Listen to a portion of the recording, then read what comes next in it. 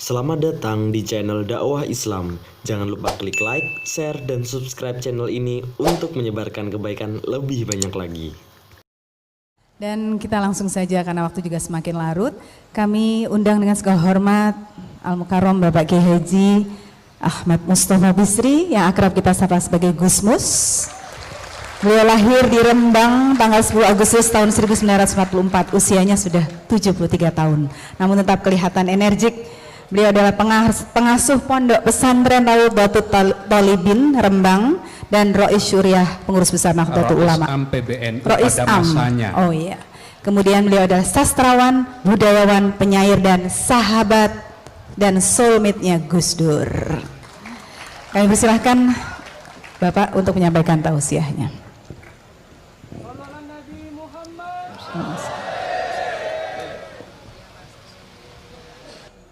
Assalamualaikum warahmatullahi wabarakatuh.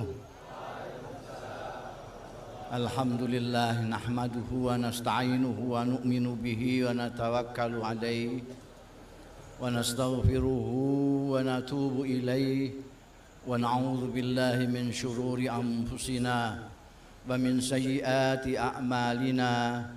May yahdihillah fala mudilla lahu wa may yudlil fala hadiya lahu wa asyhadu an la ilaha illallah wahdahu la syarika lah wa asyhadu anna Muhammadan abduhu wa rasuluh. Allahumma fassalli wa sallim wa barik wa tarham wa tahannan ala abdika wa rasulika sayyidina wa maulana Muhammadin wa ala alihi wa ashabihi wa man tabi'ahu hudah. Amma ba'd. Hadaratil afadil sadatil masyayikh wal asatidzah al izza tima izukum, yang terhormat, yang tercinta, yang termulia Ibu Sinta Nuriyah Abdurrahman dan segenap keluarga Al-Maghfurlah Almarhum Kiai Haji Abdurrahman Wahid, yang terhormat dan yang saya hormati para tokoh masyarakat, para pejabat mulai Ibu Menteri Khafifah dan semua pejabat TNI, sipil maupun Polri yang hadir, para tamu undangan dari berbagai pihak yang semuanya menghormati Gus Dur, saudara-saudaraku sekalian, baik yang kelihatan di sini maupun yang tidak kelihatan dari sini. Ini mau saya usulkan, sebetulnya ini terlalu sempit tempat untuk hallnya Gus Dur, kok cuma sekian ini, hanya cukup 10 juta ini aja. Mestinya diusulkan di Monas supaya dengan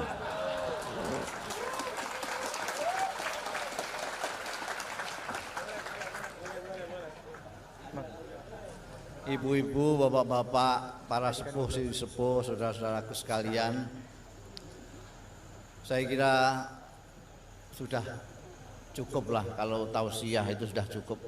Tadi sahabat saya, guru saya, tokoh Sulawesi Kiai Haji Sanusi Baco, Mustasar Nahdlatul Ulama, sudah memberikan tausiah yang cukup.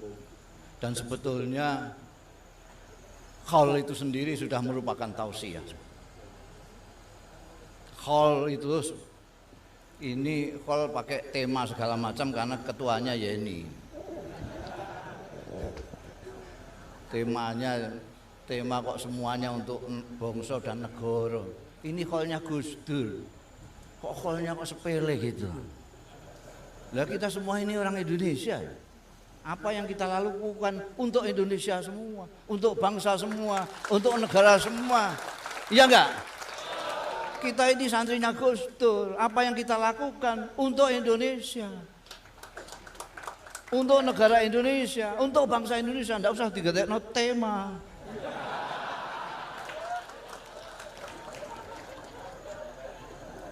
orang NU itu jangan diajak ngomong kebangsaan. Orang NU itu tahu nasionalisme atau tidak tahu nasionalisme, tentu menyintai Indonesia. Karena yang paling sederhana logikanya orang NU, orang kiai-kiai desa paling kluthuk itu, logikanya sederhana. Indonesia ini rumah kita. Yang kita hirup selama ini adalah udara Indonesia. Tempat sujud kita adalah Indonesia. Kita lahir di Indonesia, nanti mati di kemudian Indonesia. Kalau orang lain ngerusak Indonesia masih bisa dimaklumi. Tapi kalau orang Indonesia, wah, itu aneh bin ajaib itu. Wong rumahnya sendiri kok mau dirusak, itu gimana? Jadi tidak usah pakai tema kebangsaan lah. Temanya Gus Durku gitu aja. Alhamdulillah. Jadi karena saya diundang dan yang undang istimewa sekali. Bu Sinta Nuriyah sendiri datang ke Rembang.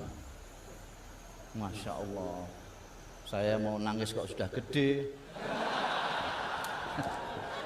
Ini penghormatan yang luar biasa sekali. Pertama kali Khol Gus Dur saya diundang di sini. Dan yang saya ucapkan hampir mirip dengan yang diucapkan oleh Pak Sanusi. Pada waktu itu saya mengatakan Gus Dur dicintai orang karena Gus Dur menyintai orang. Tadi kalau Kiai Sanusi Bacom, Gus Dur menyayangi orang maka disayangi oleh orang. Hampir samalah. Kenapa kok Gus Dur dikholi? Dan yang ngekholi kalau di sini nggak heran kita. Mungkin keluarganya yang mengadakan kok. Tapi khol di mana-mana banyak, nggak keluarganya nggak apa ngadakan khol. Itu aneh. Dan kenapa kok tidak hari lahirnya Gus Dur yang diperingati? Padahal Gus Dur meneruskan akhlak dan perjuangannya Rasulullah Sallallahu Alaihi Wasallam. Rasulullah yang diperingati hari lahirnya. Kok Gus Dur kok tidak hari lahirnya? Apa Lisa tidak tahu hari lahirnya Gus Dur?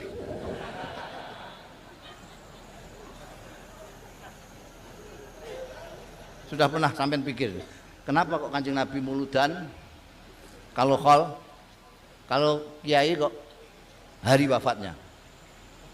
Pernah sampean pikir? Belum pernah loh? Sampean udah lama ndak mikir. Nah, dulu kalau mikir diwakilno Pak Harto semua.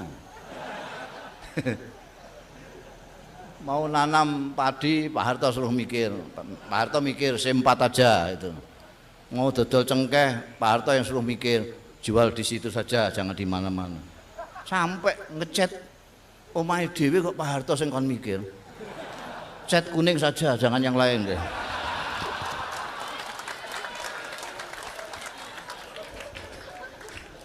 Akhirnya kita ini enggak mikir Kanjeng Nabi diperingati hari lahirnya.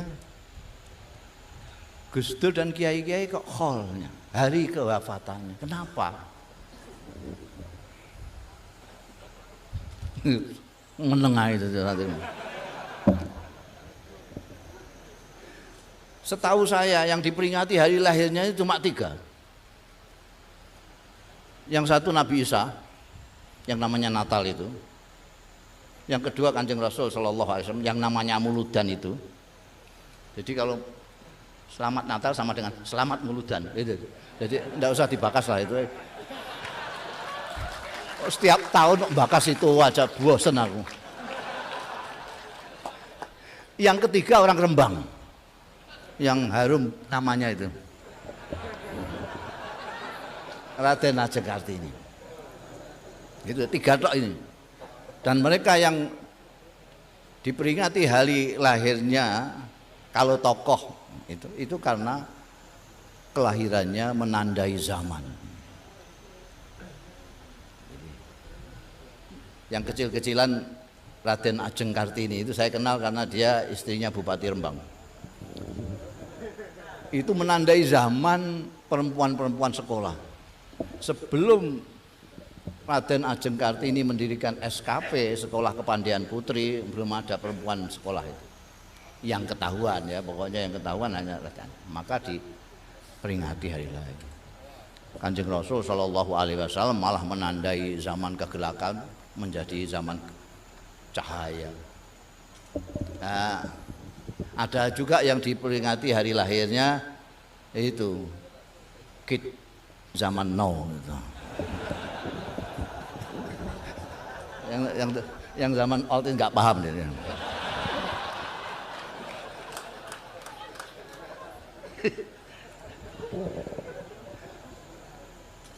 Jadi kalau kiai bagaimana?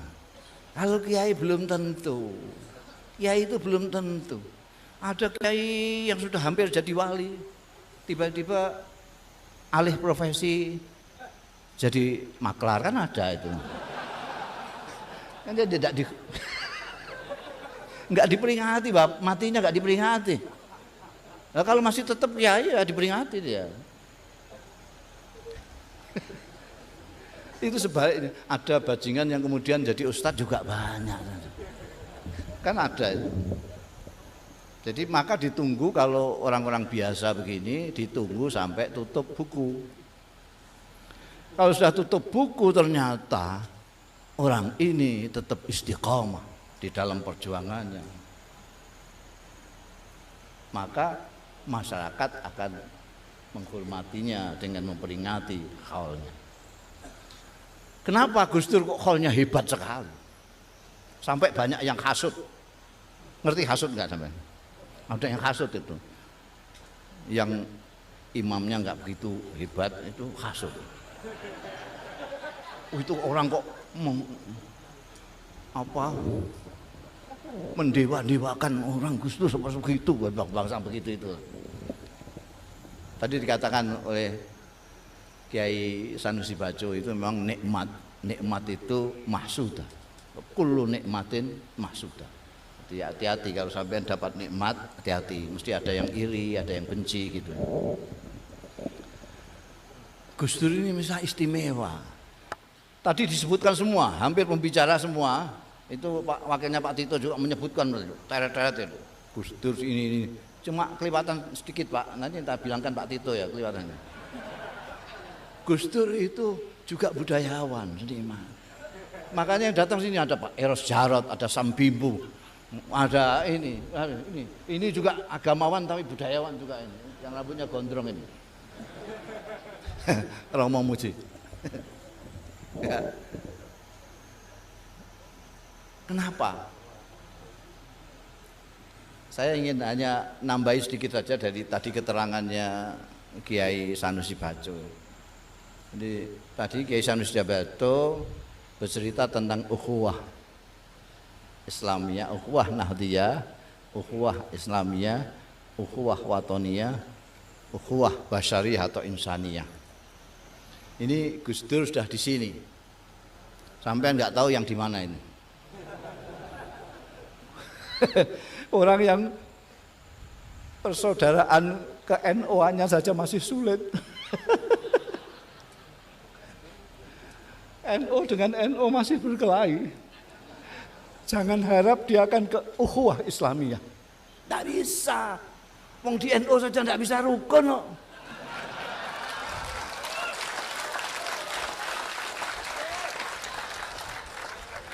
Ini ukhuwah Nahdiyah dulu, belum Islamiyah Pak Sanusi.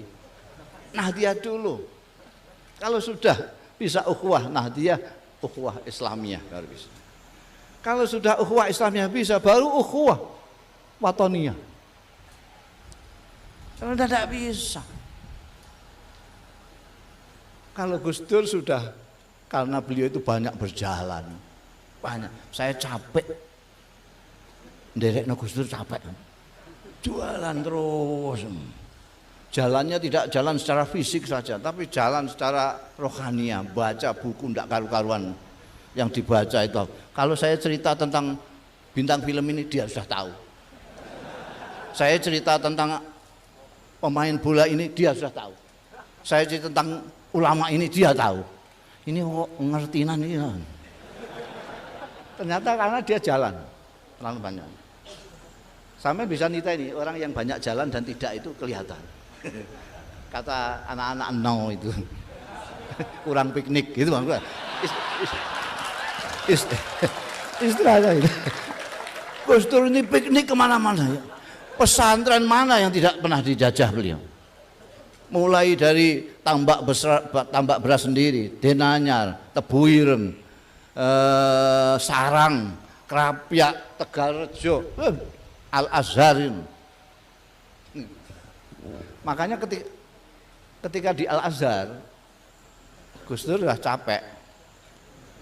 Orang mengatakan bahwa Gus Dur itu tidak lulus di Al-Azhar, itu salah. Salah. Tanyakan Kiai Sanusi. Salah. Dia memang tidak kuliah.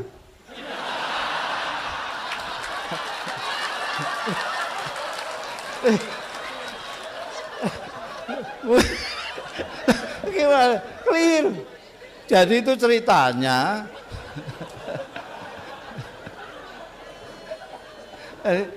Ceritanya Gus Dur itu tanya saya. Gus Dur itu saya nggak tahu kenapa dia menyintai saya. Saya nggak tahu juga. Apa memang saya ini memang orangnya simpati? Apa nggak tahu. Sejak saya datang, ini kan saya datang setelah Om Sanusi sama Gus Dur. Saya datang belakangan. Saya melarat belum dapat beasiswa, yang nyeplok nondok ya Gus Dur. Dia itu lihat saya terus seneng gitu aja. Jadi dia selama ini nggak kuliah. Begitu saya datang, terus tanya sama saya, sampean kuliah di mana? Saya ini yang baru dibuka ini, namanya Al-Qismul Ali Dirasatil Islamiyah wal Arabiyah. Nah dia tidak tanya, tidak apa. Kenapa kamu milih itu? Enggak. Ya udah aku ikut, gitu. Ini kok ikut ini? Begitu masuk, lihat mata pelajarannya. Loh ini kan pelajaran kita di pesantren-pesantren ini. Loh memang saya milih yang saya tahu, kok saya bilang gitu. Saya tidak pernah sekolah selamanya. Saya itu kan tidak pernah sekolah, Gus. Saya tahunya pesantren. Jadi saya cari fakultas mana yang kira-kira tidak ada pelajaran yang sekolahan, yang pesantrenan semua. Bangsanya tafsir, tauhid, bangsanya gitu itu. Kata Gus Dur, nah ini kan entek-entek umur itu. Ya terus lalu enggak kuliah, ya enggak kuliah sudah. Terus langsung kirim surat lamaran di Baghdad, diterima di sana. Dan dia lulus lebih dulu dari saya. Jadi keliling. Kalau Indonesia bagian kecil. Jadi ketika dia selesai di Irak, dia nyurati saya. Saya sudah selesai, alhamdulillah. Sampai nanti kalau sudah selesai cari utangan. Kamu cari utangan nyusul saya. Saya sekarang sudah di Belanda. Saya dapat pekerjaan yang gajinya besar sekali. Ngepel kapal keruk. Gus Dur pernah ngepel kapal keruk. Jadi kalau sore oli tok di sini. Kamu enggak bayangkan itu. Oh, Bu Nuri aja enggak bayangkan. Sampai juga sudah saya carikan pekerjaan yang sesuai dengan sampean. Di bagian reklame. Untuk gambar-gambar reklame itu kan. Dia tahu saya bisa gambar. Nanti kira-kira sekian bulan gaji kita sudah bisa untuk membeli mobil second. Kita nanti berangkat pulang lewat darat. Kawan-kawan yang akan kita lalui sudah saya kirimi surat semua. Rinci, nanti dalam perjalanan kita bisa bicara tentang Indonesia. Jadi sudah lama, jangan tema baru sekarang.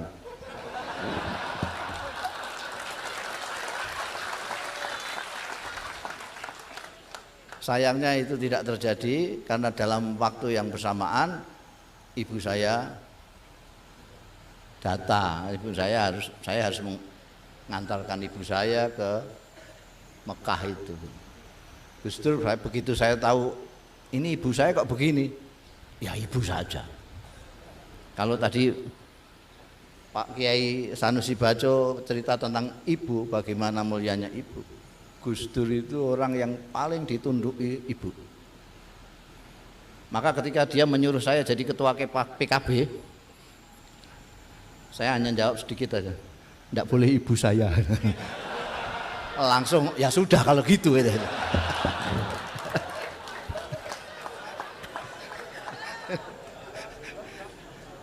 Kembali kepada ceritanya Gus Dur tadi ya, jadi Gus Dur sampai karena banyak berjalan, beliau sudah sampai kepada ukhuwah insaniyah. Sampean mungkin ukhuwah Nahdiyah saja masih tertatih-tatih, ukhuwah Islamiyah saja masih tidak terbayangkan gimana. Apalagi sekarang ini, kalau orang Islam kayak di sini gitu enak ya, wah guyang guyu, wong khol kok guyang guyu itu enggak.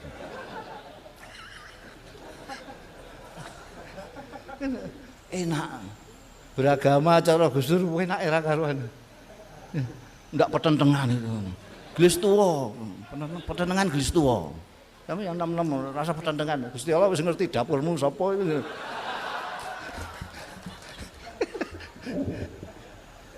Gus Dur sudah sampai insan, manusia. Jadi beliau itu sudah manusia yang dipikirkan, tidak orang Islam tok. Jangan. Jadi apalagi kok hanya politisi tok, hanya seniman tok, enggak. Ini sudah manusia.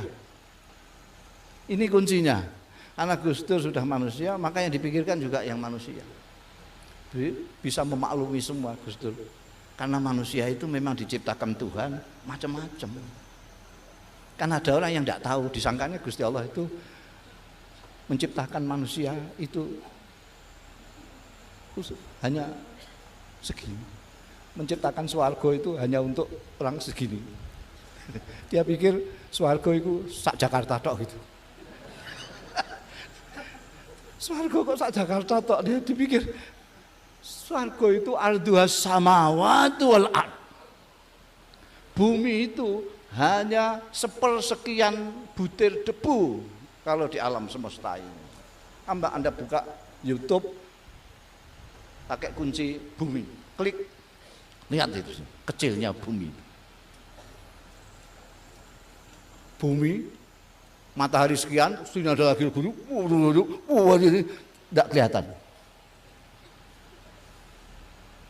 Apalagi kok Jakarta, apalagi kok TPS. La ilaha illallah. Pilkada kok mikire koyo donya salam.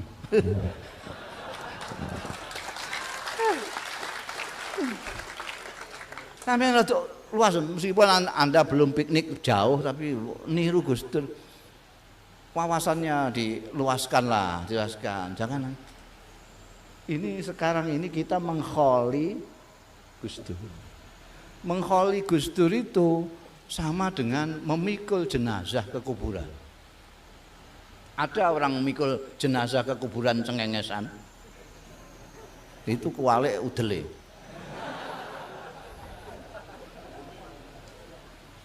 Kalau orang memikul apa namanya pendosa itu bahasa Indonesianya? Keranda. Kalau orang memikul keranda tentu mikir, saya sekarang mikul keranda, saya nanti dipikul apa berangkang sendiri. Wa idza hamalta ilal quburi janazatan fa'lam bi annaka ba'daha mahmul. Wa idza wulita umura qaumin sa'atan fa'lam bi annaka ba'daha ma'zulu. Kalau suatu saat engkau memikul keranda ke kuburan, ingatlah suatu saat kau akan dipikul juga, karena kamu tidak bisa berangkang sendiri. Kalau suatu saat engkau diserai sesuatu jabatan, ingatlah suatu saat kamu pasti lengser. Jihadu kok kaya apa? Apa kurang jago Pak Gadot ini? Lengser. Apa kurang jaduk Bung Karno? Lengser. Apa kurang jaduk Pak Harto? Lengser. Kalau orang hidup, ingat nanti dipikul atau tidak, dia akan baik. Jadi kita ngekholi ini juga harus mikir. Sekarang kita ngekholi Gus Dur, kita nanti dikholi apa hanya seperti ayam kepelindis kol gitu saja. Orang geger sebentar sudah.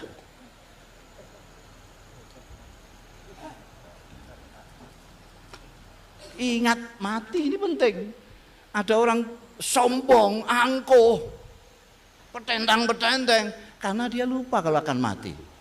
Di tempat saya ada yang diajak takziah nggak mau. Kang Parno takziah yuk ke tempatnya Parno. Rasudi. Loh kok Rasudi gimana takziah? Oh, nalika urip utangi duit 20.000 ae ora aweh malah ngidoni kok.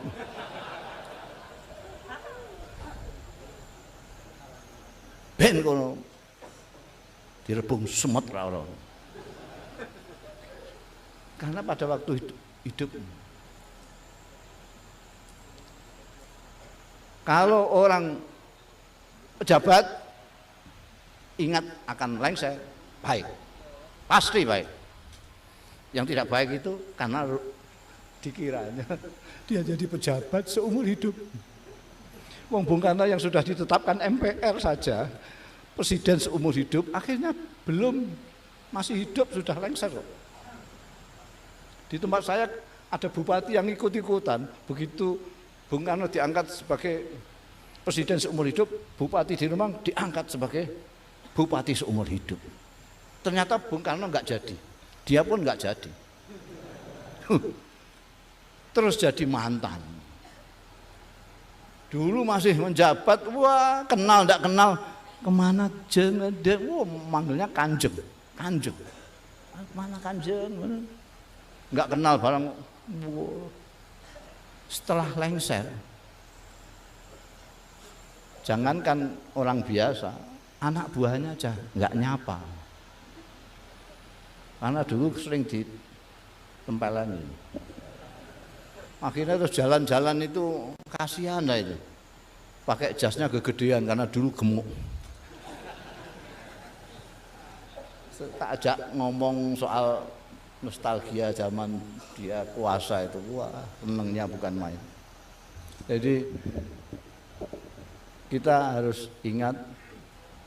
Nah ini saya belum tahu, barangkali ada yang tahu sampean.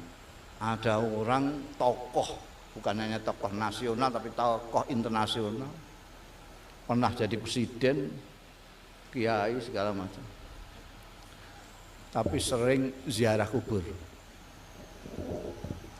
Pernah ada yang kok menengai. Gus Dur ini saya kira satu-satunya presiden sing sobo kuburan. Presiden itu pejabat paling dhuwur itu. Malah dinyai karo ngomong jane sarkup sarjana kuburan. Ketika ada yang tanya sama Gus Dur, kenapa kok sampean sering ke kuburan? Jawabnya persis seperti Syekh Bahlul. Sampean kenal Syekh Bahlul? Sekarang dibuat mainan Bahlul, padahal itu min ukola ilmajanin. Syekh Bahlul itu Abu Wahb bin Al-Bahlul bin Amr As-Sayrafi Al-Kufi. Dia hidup pada zamannya Harunur Rasyid. Entah Gus Dur pernah membaca itu atau kebetulan sama. Ketika ditanya jawabannya begitu, sampean kok sering ke kuburan? Saya senang di kuburan ini. Orangnya baik-baik, tidak ada yang saling fitnah, tidak ada yang ghibah, ngerasani sana ngerasani sini. Dan lebih jauh daripada itu, dia mengingatkan ke akhirat. Jadi kalau Gus Dur masih hati-hati, jadi pejabat masih hati-hati. Itu karena sering ke kuburan. Nah sekarang ini ke kuburan musyrik ya, ayah. Sekarang ini repot. Hal-hal yang bisa mengingatkan kita kepada sesuatu yang mulia itu mau dihilangkan. Muludan, sarana untuk mengingat pemimpin agung kita yang akhlaknya tadi sudah sebagian dikemukakan Kiai Sanusi Bajo, dibid'ahkan. Kaul yang mengingatkan tokoh-tokoh yang berjasa kepada masyarakat dan mengingatkan kematian. Sekarang bahkan mengucapkan selamat ibu saja diharamno. La ilaha illallah. Iki wong isine haram tok. Saya khawatir nanti di swarga itu yang ardua samawati wal ard isinya cuma mereka tok. Kasihan mereka, kesepian ya. Glundang gandung itu satu kancane.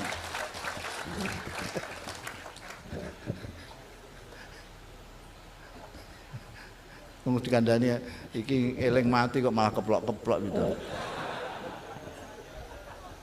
Jadi jadilah Anda manusia yang kalau bisa sekomplit Gus Dur itu, maka sampean akan bisa menjalin yang namanya ukhuwah insaniyah atau basyariyah.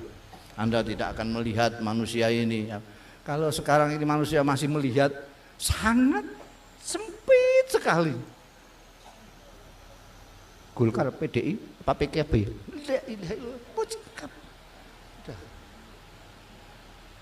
Kalau orang PKB lihat Golkar, enggak. Yang aneh NU ini. NU kalau ke Golkar pakai kacamata Golkar, kacamata NU ini ditinggal. Kalau ke PDI, kacamata NU dicopot, yang dipakai ke kacamata PDI. Jadi kalau lihat sama-sama NU-nya nggak kelihatan.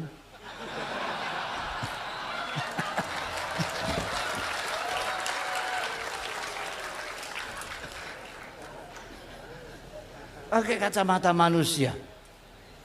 Pakailah kacamata manusia seperti Gus Dur. Nanti semua akan lihat wajahnya. Oh ini balaku dewe. Tunggal mbah. Tunggal mbah. Siapa? Minimal Mbah Adam. Kalau tidak Mbah Nuh. Adam kedua. Kalau kita pakai kacamata manusia. Tapi kalau kacamatanya kacamata Islam, saya lihat orang itu kayak Romo Muji, ini wong ta ora.